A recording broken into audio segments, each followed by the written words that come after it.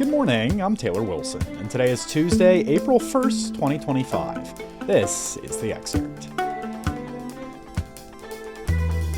Today, the countdown to a major date surrounding tariffs, plus new data on record U.S. imports from January, and we discuss fire-resistant neighborhoods in the wake of recent years' devastating wildfires. President Donald Trump has marked tomorrow, April 2nd, as the date he'll announce details for his widespread tariff plans. I spoke with USA Today White House correspondent Joey Garrison for the latest. Thanks for joining me, Joey. Hey, thanks for having me on.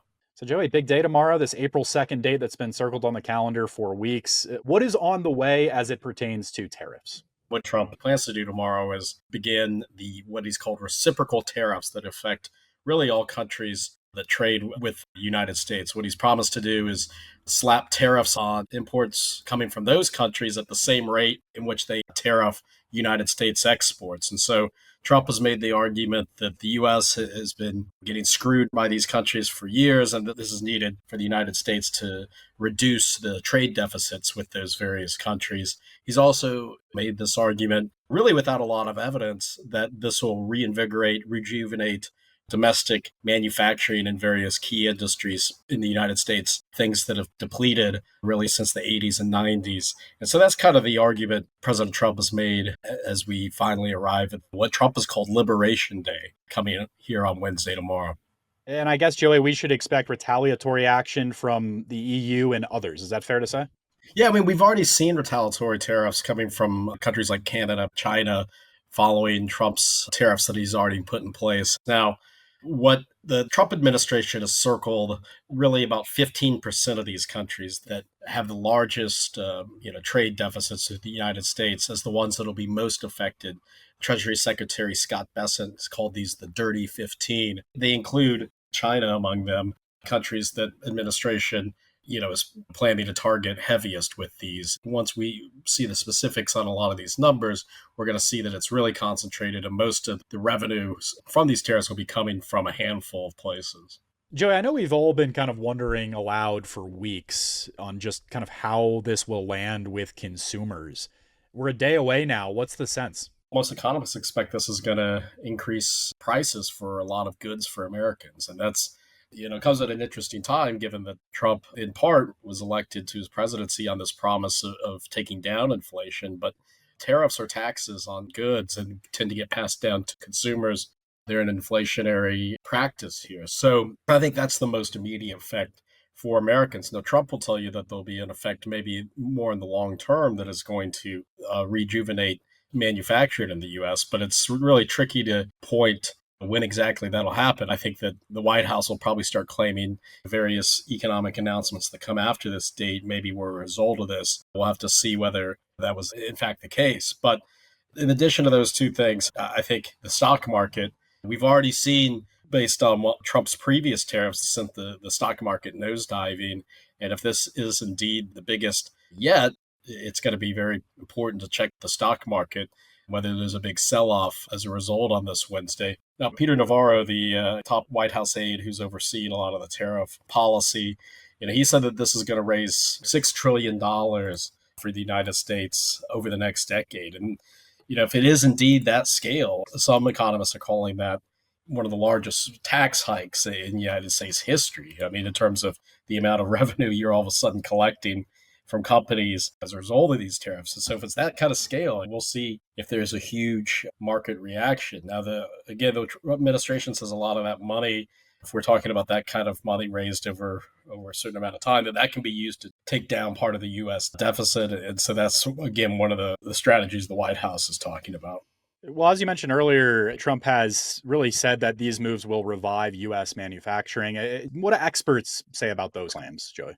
Well, I think that they look at him with a lot of skepticism. I mean, you're trying to reverse decades of economic gravity here in terms of how a lot of these manufacturing jobs got outsourced to various other countries.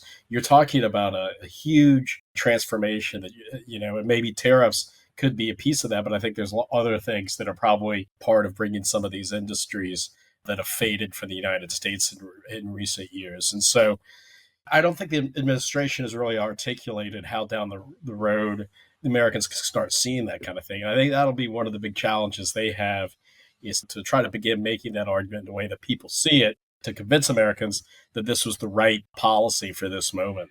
President Trump has been very strong willed on these tariffs, Joey, even amid all this economic uncertainty you mentioned. Has he changed his tone at all this week, or has he been pretty consistent? After building these tariffs up for several weeks, he said, well, the numbers might be more conservative, more lenient, narrower than a lot of countries might expect. But nevertheless, he said they'll still be significant for these countries. So it again kind of continues this whiplash approach to these tariffs that Trump has used since he returned to the White House. Is 1 minute talking big tariffs on Canada on certain sectors, the next minute it's canceling some of them. Even when it came to previewing these tariffs, he's kind of gone back and forth on whether it's going to really hit these countries hard or whether it's going to be lenient. So I guess we'll see what actually materializes tomorrow. Joey Garrison covers the White House for USA Today. Thanks, Joey. I thank you. Meanwhile, as people raced to stock up in advance of President Trump's announced tariffs, the U.S. imported more goods in January than in any other month since the government started tracking the data. The import surge was driven by major increases from the country's three largest trading partners, China, Canada, and Mexico, according to a USA Today analysis of recently released U.S. Census trade data. Together, those nations provide nearly half of the foreign goods consumed in the U.S., and they are key targets of tariffs that went into effect last month. More tariffs, including a 25% tariff on autos and auto parts, are scheduled to begin tomorrow. You can read more with a link in today's show notes. Republicans want to defund Planned Parenthood, and they're asking for the Supreme Court's help. In a pushback by the Trump administration, South Carolina wants to lock Planned Parenthood out of its Medicaid program because it performs abortions. A lawyer with Alliance Defending Freedom, a conservative group, said the taxpayer dollars should not be used to fund facilities that choose to profit off abortion. That lawyer, John Birch, will be representing the state when the Supreme Court takes up South Carolina's appeal tomorrow. Medicaid, which is funded primarily through federal dollars and operated by states for their low-income residents, already prohibits coverage of abortion in most cases. But South Carolina argues that money Planned Parenthood gets from the government for providing birth control, cancer screenings, physical exams, testing and treatment for sexually transmitted diseases, and other health services frees up their funds to provide more abortions. Nearly half of Planned Parenthood patients nationwide get their health care through Medicaid, although that share is lower in South Carolina, which has tighter eligibility rules than most states, according to the organization. Three other states, Texas, Arkansas, and Missouri, already block Planned Parenthood from seeing Medicaid patients, and many other Republican-led states are expected to do the same if the Supreme Court sides with South Carolina. Could wildfire-resistant neighborhoods be part of the future? They're already here in California. I spoke with USA Today national correspondent Elizabeth Weiss for more. Thanks for hopping on, Beth. Happy to be here. What can you tell us, Beth, about this new fire-resistant development in California? What is this? There's this company, KB Home, and they're down in San Diego County. So I talked to the owner of the company, and not a year ago, he saw this demonstration where they basically set fire to two houses, one built in the 1980s and one built to new fire standard codes. And the 1981 burned to the ground, and the other one did not catch on fire. And this was kind of when he was like, whoa, we need to do this to the homes we're building in fire-prone areas. And they had a project that was going to go up in Escondido down in San Diego County, which is in a very fire-prone area because it's in my favorite phrase, the WUI, the wildland urban interface. And so they, like, on a dime, pivoted and revamped the 64 homes and the entire subdivision so that it fit with fire safety standards, which was pretty amazing that they did it so quickly. Well, I want to get a little bit to the heart of kind of some of this technology, Beth, and you mentioned that 1980 home that just went right up in flames. What really is different about fire-resistant homes now compared to in previous eras? What technology is available now, I guess, that wasn't a generation or two ago? It doesn't take a lot of technology. It just takes kind of thinking about how does fire work. So really simple things. You cover your gutters so that embers don't get in the gutters because you usually have, leaf or needles there. They catch on fire and then your house catches on fire. In your eaves, if you have airspace because you want your house to breathe, you cover that with filters. Because if you've been anywhere near one of these big fires, I mean, if miles away, these embers just float through the sky and they can get sucked into your house, and then your attic's on fire from within. And once it's on fire from within, your house is gone. Stucco and fiber cement siding so that it doesn't burn. Tempered glass windows that they don't shatter in the heat, because that's a problem with older homes. Like, the house itself hasn't actually caught on fire, but the heat is enough that it shatters the windows, and then you have a big gaping hole where all the embers can come in, and then your drapes and your couch are on fire, and then your house is on fire. Metal fencing, because, and they've shown me pictures of this. I mean, you can see it if you look at some of the LA fire drone footage, where there's these lines of fires that are kind of creeping up towards a house, and they're following these beautiful, wonderful wooden fences straight to the house, and then they catch the house on fire. And so they use metal ones instead, and they don't burn.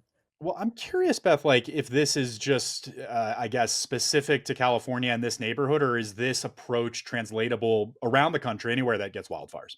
This is actually translatable around the country. And I was actually just talking to some folks in the insurance industry, and a lot of states are looking at this. At this point, mostly in the West, California, Oregon, Nevada, Colorado, and Arizona are all looking at this because they're all building in areas that are fire prone. But we're seeing these kinds of fires. I mean, there are fires, right now in Florida and North Carolina. There are fires everywhere right now. It's getting drier and it's getting hotter, and things are burning.